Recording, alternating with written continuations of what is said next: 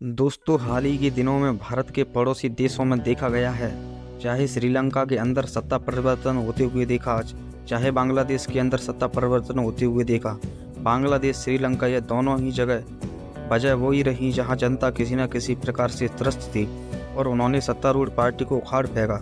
दोस्तों, बात को बढ़ाने से पहले आपसे एक रिक्वेस्ट है, आप मेरे चैनल को सब्सक्राइब करके मेरा सपोर्ट जरूर करें, जिससे मेरी कुछ मदद हो सके, और वीडियो को लाइक कर दीजिए। दोस्तों, आगे कुछ ऐसा ही अब अन्य देशों में देखने को मिल सकता है। आशंका है कि पाकिस्तान में भी कुछ ऐसा देखने को मिल सकता है। हम इसलिए कह रहे हैं क्योंकि बांग्लादेश में जो अंतरिम रूप से जो सलाहकार हैं, मोहम्मद यूनुस, उनको चुन लिया गया। वह अब वर्तमान में सरकार को चलाएंगे।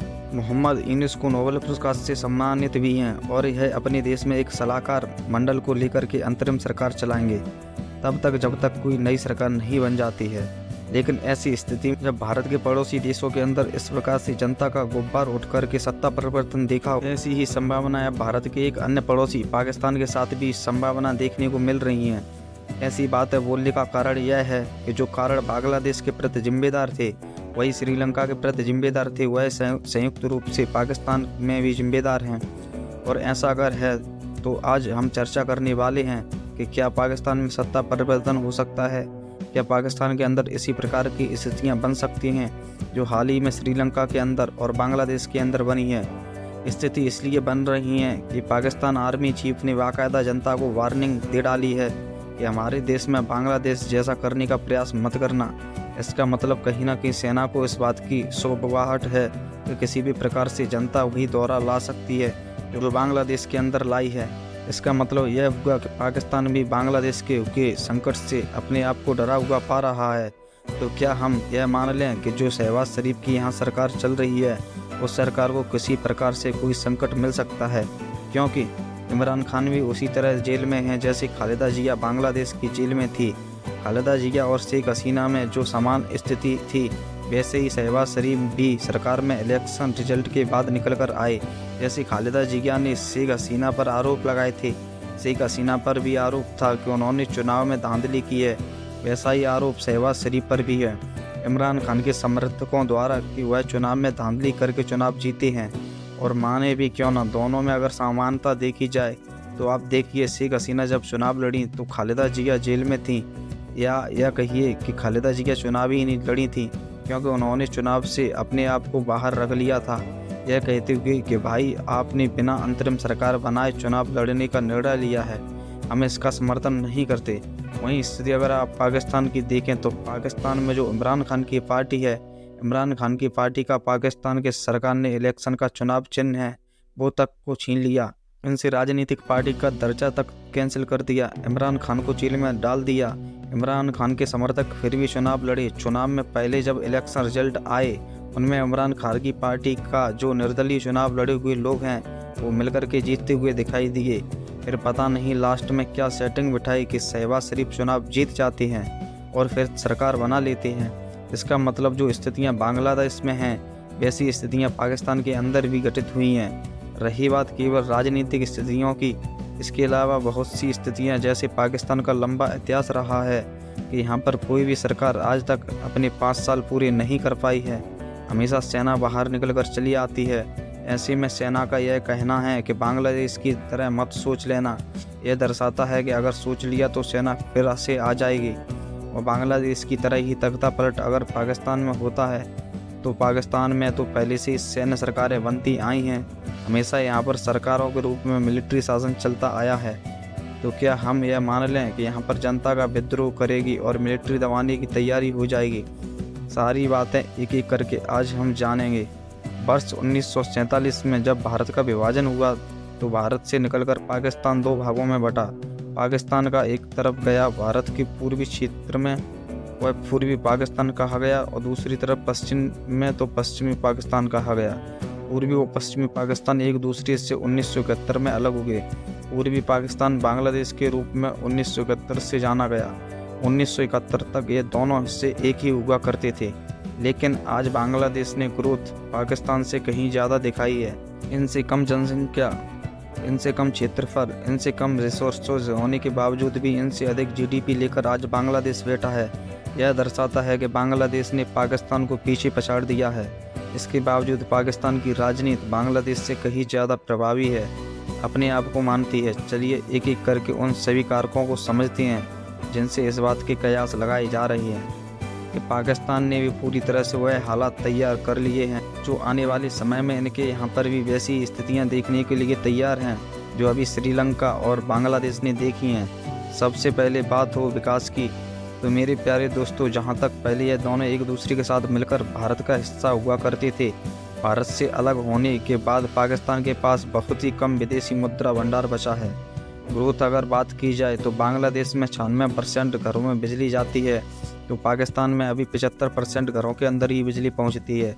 जहां तक बात आबादी की, तो पाकिस्तान जहां 22 करोड़ की आबादी लेकर बैठा है, बांग्लादेश 16-17 करोड़ की आबादी लेकर बैठा है। हालांकि बांग्लादेश की ग्रोथ के पीछे का बड़ी वजह भारत है। भारत ने बांग्लादेश उठाने में बहुत मदद की है। भारत से बड़ा निवेश बांग्लादेश में लगा हुआ है।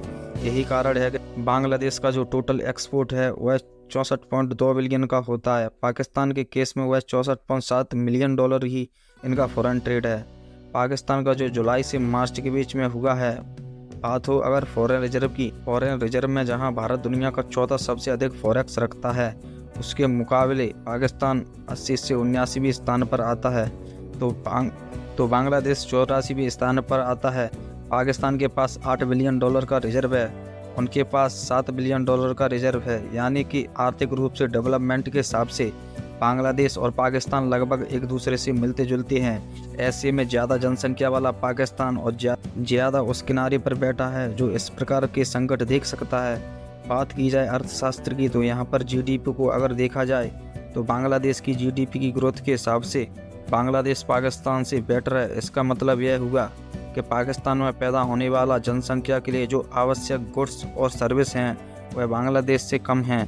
जहां इनकी पॉपुलेशन लगभग बांग्लादेश से 1.5 गुना है, उसके बावजूद भी इनकी जीडीपी बांग्लादेश से कम है, जो दर्शाती है आर्थिक परिदृश्य में जैसे श्रीलंका के अंदर हालात हुए थे वैसे हालात इनके यहाँ पर भी हो सकते हैं। पाकिस्तान की कंगाली में फ़िलहाल चीन ही उसके पास में सबसे बड़ा कर्जदार है, बाकी अन्य देशों उसको कर्जा देने से बच रहे हैं। पाकिस्तान पर कुल मिलाकर 26.2 बिलियन डॉलर यानी इनके फॉरेक्स रिजर्व का 32 गुना इन पर फिलहाल के लिए कर्जा है। अर्थव्यवस्था के बारे में लोगों को कहना है कि बांग्लादेश विश्व बैंक की नज़र में गरीबी को कम करने के लिए टिकाऊ प्रगति करने वाला देश बना है और यह 2031 तक एक उच्च मध्य आमदनी वाला देश बनने की संभावना रखता है। यानी बांग्लादेश की सरकार का खुद का मानना है बांग्लादेश एशियन टाइगर बनने की राह पर है, यानी कि तुलनात्मक रूप से पाकिस्तान से बहुत बेटर है। पाकिस्तान के अंदर खुद भी लंबे समय से संघर्ष चल रहे हैं। बात हो पाकिस्तान के बलूचिस्तान की, जहां पर पाकिस्तान के अंदर चाइना वाले जो सीपेक डाल रहे हैं उसके लिए बलूचिस्तान में विद्रोह होना, पख्तूनवा में पाकिस्तान सरकार के खिलाफ प्रोटेस्ट और आए दिन सुर्खियाँ बनी रहते हैं। इसका मतलब यह है कि वो सारी विसात यहाँ पर तैयार है, चाहे वह अर्थशास्त्र के आधार पर हो या जनता के रिएक्शन के आधार पर हो, जिससे यह कयास लगना बड़ा आसान होता है कि किसी दिन यहाँ पर भी सत्ता परिवर्तन जल्दी ही हो सकता है और वर्तमान सत्तारूढ़ पार्टी के स्थान पर हो सकता है कि यहाँ पर सेना का शासन जल्दी ही चला आए। इसके साथ साथ ही अगर हम और आगे चलते हुए बात करें तो जानकारी निकल कर आती है इमरान खान की, क्योंकि इमरान खान अभी फ़िलहाल के लिए अपने जो समर्थक हैं उनमें वह एनर्जी पा रहे हैं जो कि शेख हसीना के खिलाफ अपोजिशन ने पाई थी। इमरान खान को लगता है जिस प्रकार से शहबाज शरीफ ने उनको जेल में डाल रखा है, वैसे ही पाकिस्तान की जनता यह रिलाय करेगी कि इमरान खान को भी जबरन जेल में डाला हुआ है। इसी वजह से इमरान खान जेल से जल्दी ही बाहर निकलेंगे, उनके समर्थक उनके लिए प्रोटेस्ट करेंगे। ऐसा अगर होता है तो इमरान खान के आने से सत्ता परिवर्तन होगा और सत्ता परिवर्तन में पहली भूमिका सेना निभाएगी, क्योंकि सेना पहले बीच में मध्यस्थता करने आती है। और यह कारण भी है कि यहाँ के जो जनरल मुनीर हैं वह कहते हुए मिल रहे हैं कि कोई सोच भी मत लेना कि तुम कुछ बांग्लादेश जैसा करोगे, क्योंकि हम पूरी तरह तैयार हैं। पाकिस्तान में इन दिनों ऐसी बहुत सी सोशल मीडिया पर पोस्ट साझा की जा रही हैं जिसमें ये दिखाया जा रहा है कि यहाँ की जनता भी इमरान खान के पक्ष में इसी प्रकार के प्रदर्शनों के लिए तैयार है। यहाँ पर बहुत सारे लोग यह कह रहे हैं कि आने वाले समय में हम इमरान के लिए ऐसा ही प्रोटेस्ट देखना चाहते हैं जो बांग्लादेश में हुआ था।